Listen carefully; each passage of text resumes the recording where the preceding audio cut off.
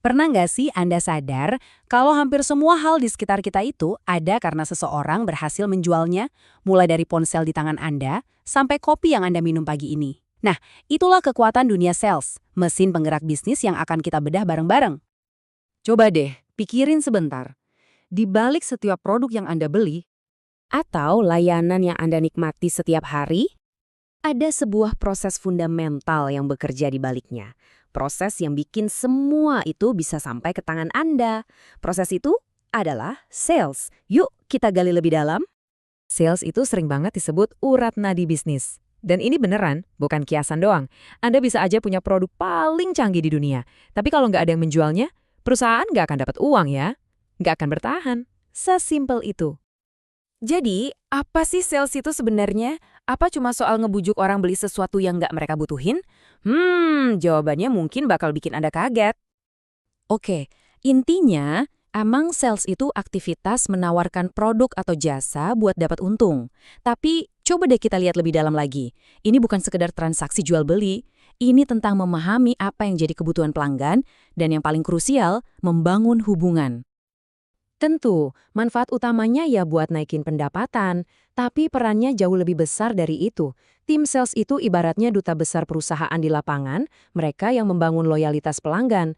Mereka juga jadi mata dan telinga kita, bawa pulang info berharga soal apa sih yang sebenarnya pasar mau. Nah, sekarang pertanyaannya, gimana proses ini jalan? Apakah ini murni seni atau ilmu pasti? Jawabannya, dua-duanya. Dan ternyata ada langkah-langkah yang jelas banget. Jangan salah ya, penjualan yang sukses itu bukan soal hoki atau sihir. Ini adalah sebuah proses, sebuah peta jalan yang terstruktur dan bisa diikuti oleh siapa aja. Dan ini dia peta jalannya, ada 7 tahapan. Anggap aja ini kayak sebuah perjalanan. Pertama, prospecting. Kita cari dulu siapa yang kira-kira butuh. Terus, preparation. Kita riset, kumpulin info. Approach itu momen kita ketuk pintu untuk pertama kali. Nah, presentation ini saatnya kita nunjukin solusi kita.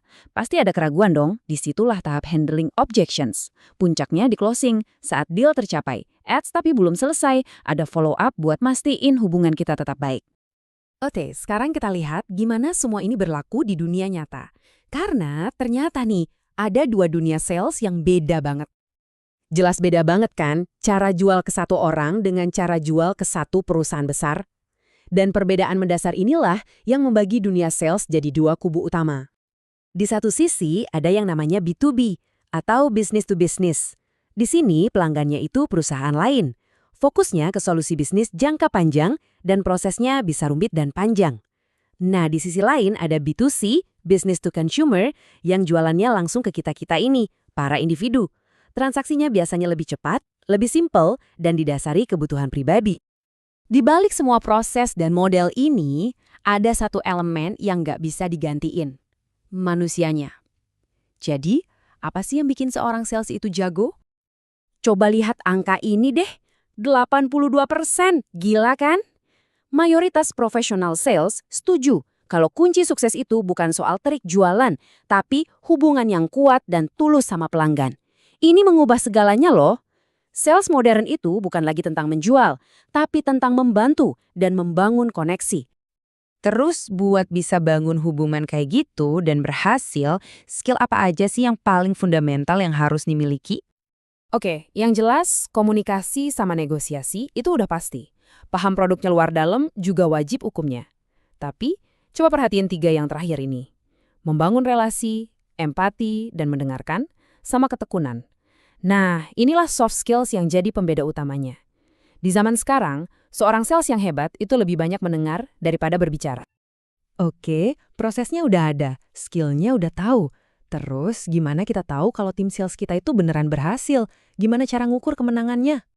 Disinilah data masuk. Sales zaman sekarang itu nggak bisa lagi cuma ngandelin firasat atau feeling. Semuanya harus bisa diukur. Caranya, pakai yang namanya KPI atau Key Performance Indicators. Gampangnya, ada 3 jenis KPI utama. Pertama, yang fokusnya ke hasil. Ini ngukur berapa banyak pendapatan yang masuk. Kedua, ada yang basisnya aktivitas. Ini ngukur seberapa keras tim kita kerja. Misalnya, berapa banyak telepon atau pertemuan. Dan ketiga, efisiensi. Apakah cara kerja kita udah cerdas dan efektif? Dengan ngukur ketiganya, kita dapat gambaran yang utuh, bukan cuma sepotong-sepotong. Jadi, kalau kita tarik kesimpulan nih, dunia sales itu udah berevolusi total. Ini bukan lagi sekedar transaksi dingin antara penjual dan pembeli. Sales modern itu udah jadi mesin yang kompleks, digerakin sama data, tapi yang paling penting, bahan bakarnya, ya tetap hubungan antar manusia yang tulus. Nah, ini jadi pertanyaan penutup yang saya mau tinggalin buat Anda renungin. Dengan semua otomatisasi dan kecanggihan data di era digital ini, apakah hubungan personal yang tulus dalam dunia sales itu masih penting? Atau jangan-jangan malah jadi makin penting? Terima kasih sudah menyimak.